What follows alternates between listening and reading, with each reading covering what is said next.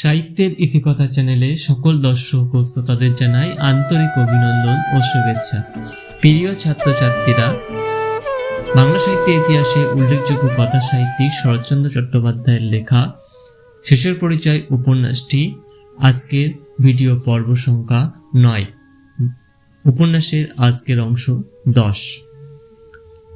সবিতা যখন চাহিলেন কান্না চাপিতে, ততই গেল সে শাসনের বাহিরে। ঝঞ্ঝা ক্ষুব্ধ আপ্রান্ত আলোড়িত সাগর জল কিছুতেই যেন শেষ হইতে চাহে না। মেয়েটি কিন্তু সান্ত্বনা দেবার চেষ্টা করিল না। দুর্বল ক্লান্ত হাতে যেমন ধীরে ধীরে তরকারি কুটিতেছিল, তেমনি নীরবে কাজ করিতে লাগিল।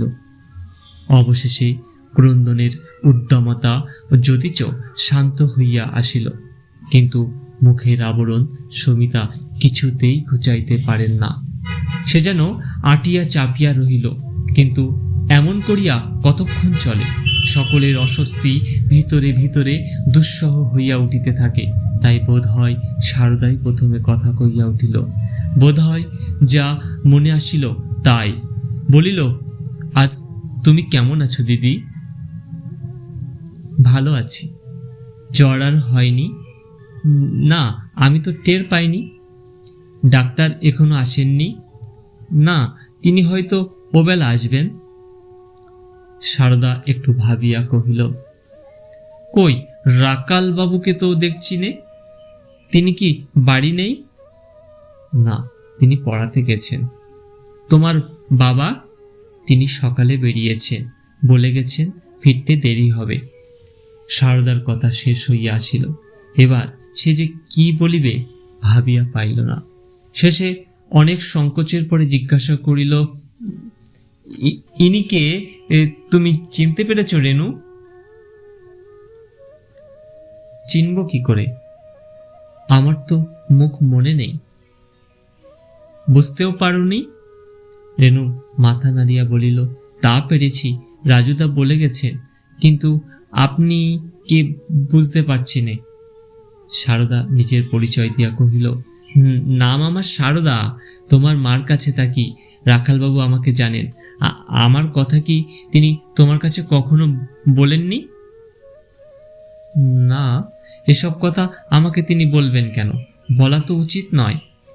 এইবার শারদার মুখ একেবারে বন্ধ হইল। তার বুদ্ধি বিবেচনায় যতটা সম্ভব সে কথা চালাইয়াছে, আর অগ্রসর হইবার মতো সে খুঁজিয়া পাইল না। মিনিট খানেক নীরবে কাটিলে রেনু উঠিয়া গেল, কিন্তু একটু পরেই একটি ঘটি হাতে করিয়া ফিরিয়া আসিয়া কহিল, মা, পা ধোয়ার জল এনেছি, উঠুন। এই আহ্বানে সবিতা পাগলের মতো অকস্মাৎ উঠিয়া দাঁড়াইয়া মেয়েকে বুকে টানিয়া লইলেন, কিন্তু কয়েক মুহূর্ত মাত্র। তারপরে স্খলিত হইয়া তিনি সংজ্ঞা হারাইয়া মাটিতে লুটাইয়া পড়িলেন।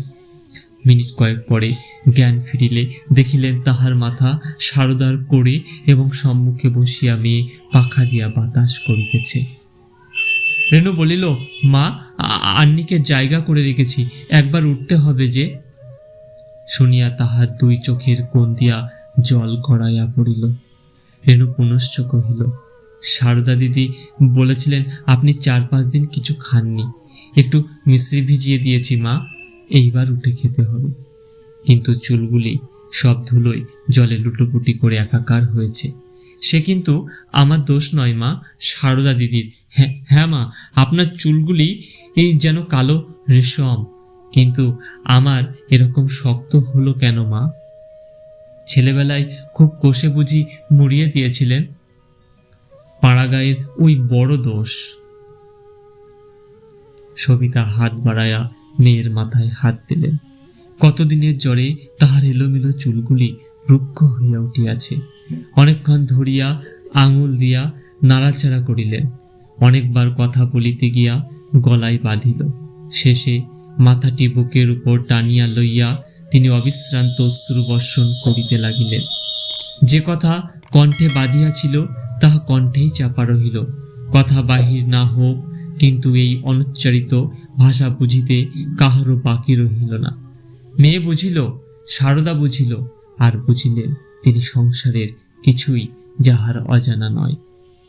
এইভাবে কিছুক্ষণ থাকিয়া সবিতা উঠিয়া বসিলেন। মেয়ে তাহাকে নিচের স্নানের ঘরে লইয়া গিয়া পুনরায় স্নান করাইয়া আনিল, জোর করিয়া আহ্নিকে বসাইয়া দিল। তাহা সমাপ্ত হইলে তেমনি জোর করিয়াই তাহাকে মিশ্রির শরবত পান করাইল। রেণু কহিল, মা, এইবার চাই রাধিকে, আপনাকে কিন্তু খেতে হবে। যদি না খায়? রেণু মৃদু হাসিয়া বলিল, তাহলে আপনার পায়ে মাথা করব, না খেয়ে আপনি নিস্তার পাবেন না। নিস্তার পেতে চাইনে মা, কিন্তু তুমি নিজে যে বড় দুর্বল, এখনো যে পথ্যেই করনি। রেণু বলিল, মা, সকালে একটু মিশ্রি খেয়ে জল খেয়েছি, আজ আর কিছু খাবো না। একটু দুর্বল সত্যি, কিছু না রাঁধলেই বা চলবে কেন মা? রাজুদার আসতে দেরি হবে, বাবা ফিরবেন অনেক বেলায়, না রাঁধলে এতগুলি লোকে খেতে পাবে না যে। তাছাড়া আমাকে ঠাকুরের ভোগ রাঁধতেও হবে। এই বলিয়া সে রেলিংয়ের উপর হইতে গামছাখানা কাঁধে ফেলিতেই সবিতা চমকিয়া জিজ্ঞাসা করিলেন, তুমি কি নাইতে যাচ্ছ রেণু? রেণু হাসিয়া বলিল, মা, ভুলে গেছেন? আপনি কি কখনো নানে ভোগ রেঁধেছিলেন নাকি? সবিতার মুখে কথার উত্তর আসিল না। সারদা বলিল, কিন্তু আবার জ্বর হতে পারে তো রেণু? রেণু মাথা নাড়িয়া বলিল, না, বোধ হয় হবে না, আমি ভালো হয়ে গেছি। আর হলেই বা কি করব সারদা দিদি, যতক্ষণ ভালো আছি করতে হবে তো, আমাদের করবার তো আর কেউ নেই। উত্তর শুনিয়া উভয়ে নীরব হইয়া রহিলেন। রান্না সামান্যই, কিন্তু সেটুকু সারিতেও যে রেণুর কতখানি ক্লেশবোধ হইতেছিল তাহা অতিশয় স্পষ্ট। জ্বরে অবচ্ছন্ন 7-8 দিনের উপবাসে একান্ত দুর্বল মেয়েটা মরিয়া মরিয়া চোখের সম্মুখে কাজ করিতে লাগিল। মা চুপ করিয়া বসিয়া দেখিলেন, কিন্তু কিছুই করিবার নাই। এ জীবনে পারিবারিক বন্ধন যে এমন করিয়া ছিড়িয়াছে, ব্যবধান যে এত বৃহৎ, এমন প্রত্যক্ষ উপলব্ধি করার অবকাশ বোধ করি সবিতার আর কিছুতে মিলিত না, যেমন আজ মিলিল। রান্না শেষ হইল। সারদাকে উদ্দেশ্য করিয়া রেণু কহিল, বাবার ফিরতে, পুজোর আহ্নিক শেষ হতে আজ বেলা পড়ে যাবে। আপনি কেন মিথ্যে কষ্ট পাবেন সারদা দিদি, খেয়ে নিন। বাবা বলেন, এমন তর অবস্থায় সংসারে একজন উপবাস করে থাকলেই আর দোষ হয় না। সত্যিই নয় মা? এই বলিয়া সে মায়ের দিকে চাহিয়া উত্তরের জন্য অপেক্ষা করিয়া রহিল। সবিতা জানেন, তাহাদের বৃহৎ পরিবারে বাধ্য হইয়াই একদিন এ নিয়ম প্রচলিত হইয়াছিল। ঠাকুরের পূজারী ব্রাহ্মণ নিযুক্ত থাকিলেও বজ্রবাবু সহজে এ কাজ কাহারও প্রতি ছাড়িয়া দিতে চাইতেন না। অথচ চিরদিন ঢিলা স্বভাবের লোক বলিয়া পূজায় তাহার প্রায় অযথা বিলম্ব ঘটিয়া যাইত। কিন্তু মেয়ের প্রশ্নের উত্তরে কি যে তাহার বলা উচিত তা ভাবিয়া পাইলেন না। জবাব না পাইয়া রেণু বলিতে লাগিল, কিন্তু আমার নতুন মার বেলা সইত না। খেতে একটু দেরি হলেও তিনি ভয়ানক রেগে যেতেন। বাবা তাই আমাকে একদিন দুঃখ করে বলেছিলেন যে দেশের বাড়িতে কতদিন যে আপনার এ বেলা খাওয়া হতো না, উপবাস করে কাটাতে হতো তার সংখ্যা নয়। কিন্তু কোনোদিন রাগ করে বলেননি ঠাকুর বিলিয়ে দিতে। সারদা আশ্চর্য হয়ে জিজ্ঞাসা করিল, তিনি কি ঠাকুর বিলিয়ে দিতে বলেন নাকি? হ্যাঁ, কতদিন বলেন গঙ্গায় ফেলে দিয়ে আসতে। তোমার বাবা কি বলেন? সারদার প্রশ্নের উত্তর সে মাকেই দিল। বলিল, আমার বয়স তখন 9 বছর। বাবা ডেকে পাঠালেন। তার ঘরে গিয়ে দেখি তার চোখ দিয়ে জল পড়ছে। আমাকে কাছে বসিয়ে আদর করে বললেন, আমার গোবিন্দর সব ভার ছিল একদিন তোমার মায়ের উপর। আজ থেকে তুমি তার কাজ করবে, পারবে তো মা? বললুম, পারবো বাবা। তখন থেকে আমি ঠাকুরের কাজ করি। পুজো না হওয়া পর্যন্ত আমি বাড়িতে না খেয়ে থাকি। কিন্তু আজ থাকতুম না মা। জ্বরের ভয় না থাকলে আপনাকে বসিয়ে রেখে আমরা সবাই মিলে আজ খেয়ে নিত। এই বলিয়া সে হাসিতে লাগিল। ভাবিয়াও দেখিল না ইহা কতদূর অসম্ভব এবং কি মর্মান্তিক আঘাতই তাহার মাকে করিল। সবিতা আর একদিকে চাহিয়া নীরবে বসিয়া রহিল। একটারও কথার উত্তর দিলেন না। মেয়ে যাহাই বলুক, মা জানেন এ গৃহে আর তিনি কেহ নয়। পারিবারিক নিয়ম পালনে আজ তাহার খাওয়া না খাওয়া সম্পূর্ণ অর্থহীন। রেণু সারদাকে ঠাকুর দেখাইতে লইয়া গেল। সবিতা সেইখানে চুপ করিয়া বসিয়া রহিলেন। মেয়েটা কতটুকু বা বলিয়াছে তাহার বিমাতার উত্তক্ত চিত্তের সামান্য একটুখানি বিবরণ। ঠাকুর দেবতায় অত শ্রদ্ধার উচ্চ একটা উদাহরণ। এই তো এমন কত ঘরেই তো আছে, অভাবিতও নয়, হয়তো বিশেষ দোষেরও নয়, তথাপি এই সামান্য বস্তুটাই তাহার কল্পনার 12 বছরের অজানা ইতিহাস চক্ষের পলকে দাগিয়া দিয়া গেল। এই স্ত্রী লোকটি হয়তো তাহার স্বামীকে একটা মুহূর্তের জন্য বুঝে নাই। তাহার কত দিনের কত মুখ ভার, কত চাপা কলহ, কত ছোট ছোট সংঘর্ষের কাটায় অনুবিদ্ধ শান্তহীন দিন, কত বেদনা বিক্ষত দুঃখময় স্মৃতি। এমনই করিয়াই এই স্নেহ শ্রদ্ধাহীনা গোপন স্বভাবা নারীর একান্ত সান্নিধ্য শাসনে এই দুই প্রাণীর, তার স্বামী ও কন্যা, দিনের পর দিন কাটিয়া আজ দুর্দশার শেষ সীমায় আসিয়া ঠেকিয়াছে। অথচ কিসের জন্য? এই প্রশ্নটাই এখন সবচেয়ে বড় করিয়া বিধিল সবিতাকে। যে ভার ছিল স্বভাবত তাহারই আপনার, সে বোঝা যদি অপরে বহিতে না পারে, সে দোষ কি তাহাকে দিবার? তাহার নিজের ছাড়া অপরাধ কার? অধর্মের মার সে এত নির্দয়, একাকী, এত দুঃখ যে সংসারে সৃষ্টি করা যায়, তাহার মুক্তি যে এত কদাকার, ইতিপূর্বে এমন করিয়া আর সে উপলব্ধি করে নাই।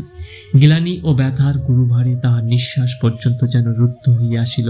তথাপি প্রাণপণ বলে কেবলই মনে মনে বলিতে লাগিল, ইহার প্রতিকার কি নাই? সংসারে চিরস্থায়ী তো কিছুই নয়, শুধু কি তাহার দুষ্কৃতি জগতে অবিনশ্বর? কল্যাণের সকল পথ চিররুদ্ধ করিয়া কি শুধু সে বিদ্যমান রহিবে? কোনোদিনই তাহার ক্ষয় হইবে না। মা বাবা এসেছেন। সবিতা মুখ তুলিয়া দেখিলেন সম্মুখে দাঁড়াইয়া বজ্রবাবু। মুহূর্তের জন্য সে সমস্ত বাধা ব্যবধান ভুলিয়া গেল। উঠিয়া দাঁড়াইয়া বলিল, এত দেরি করলে যে? বাইরে বেরুলে কি তুমি ঘর সংসারের কথা চিরকালই ভুলে যাবে? দেখো তো বেলার দিকে চেয়ে। বজ্রবাবু মহা অপ্রতিভভাবে বিলম্বের কৈফিয়ত দিতে লাগিলেন। সবিতা বলিল, কিন্তু আর বেলা করতে পাবে না। ঠাকুর পুজোটি আজ কিন্তু তোমাকে সংক্ষেপে সারতে হবে, তা বলে দিচ্ছি। তাই হবে নতুন বউ, তাই হবে। রেনু, দে তো মা আমার গামছাটা, জামাটা ছেড়ে চট করে নিয়ে আসি। না বাবা, তুমি একটু জিরো, দেরি যা হবার হয়েছে, আমি তামাক সেজে দিই। মা ও পিতা উভয়ই কন্যার মুখের দিকে চাহিয়া দেখিলেন। বজ্রবাবু কহিলেন, মেয়ে নইলে বাপের উপর এত দরদ আর কারো হয় না নতুন বউ। ওর কাছে তুমি ঠকলে, এই বলিয়া তিনি হাসিলেন।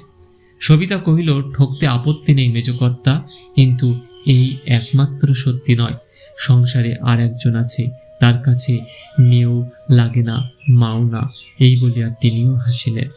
এই হাসি দেখিয়া বজ্রবাবু হঠাৎ যেন চমকিয়া গেলেন, কিন্তু আর কোনো কথা না বলিয়া জামা কাপড় ছাড়িতে ঘরে চলিয়া গেলেন।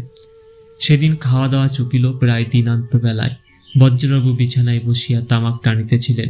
সবিতা ঘরে ঢুকিয়া মেঝের উপর একাধারে দেয়াল ঠেস দিয়া বসিলেন। বজ্রবাবু বলিলেন, খেলে? হ্যাঁ। মেয়ে অযত্ন অবহেলা করেনি তো? না। বজ্রবাবু ক্ষণিক স্থির থাকিয়া বলিলেন, গরিবের ঘর, কিছুই নেই, হয়তো তোমার কষ্ট হলো নতুন বউ। সবিতা তাহার মুখের পানে চাহিয়া কহিল, সে হবে না মেজকর্তা, তুমি আমাকে কটু কথা বলতে পাবে না।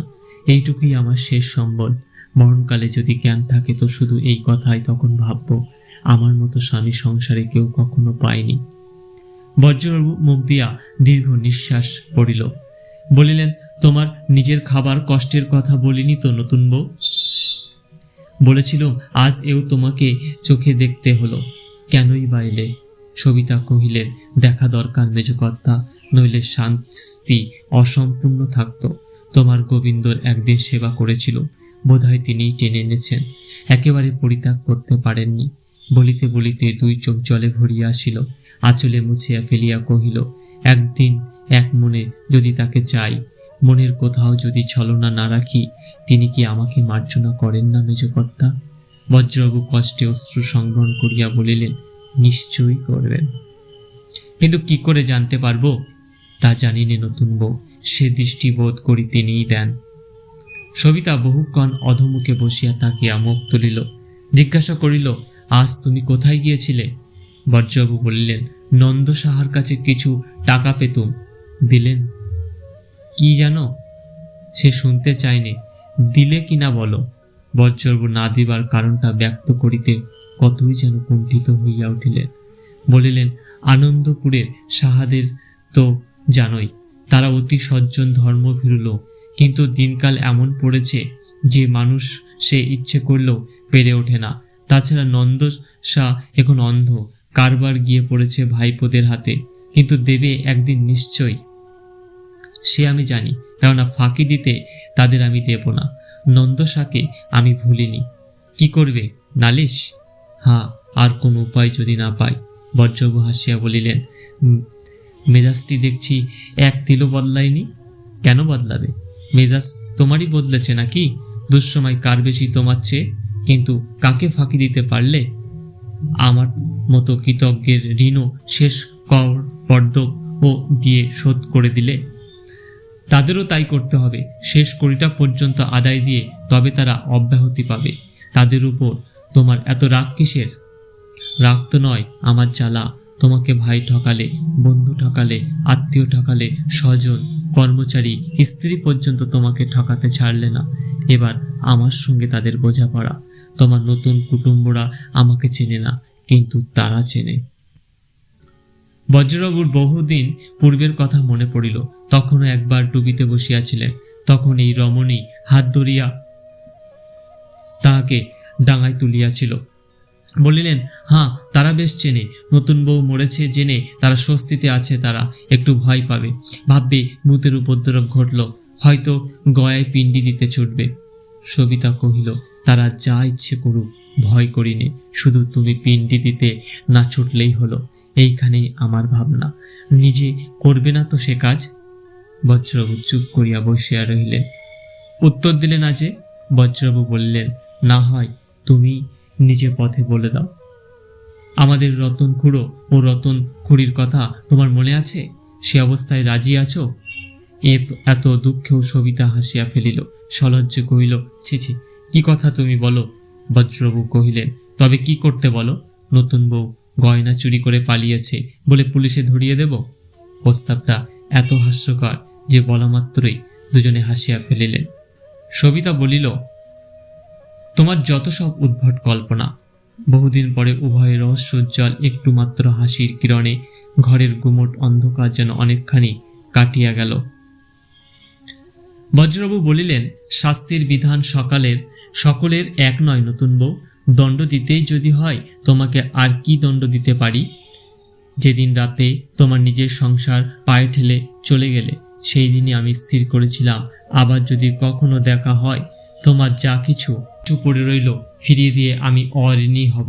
সবিতার বিদ্যুৎ বেগে মনে পড়িল স্বামীর একটা কথা, যাহা তিনি তখনই প্রায় বলিতেন, ঋণ রেখে মরতে নেই নতুন বউ। সে পরজন্মে এসেও দাবি করে, এই তার ভয়।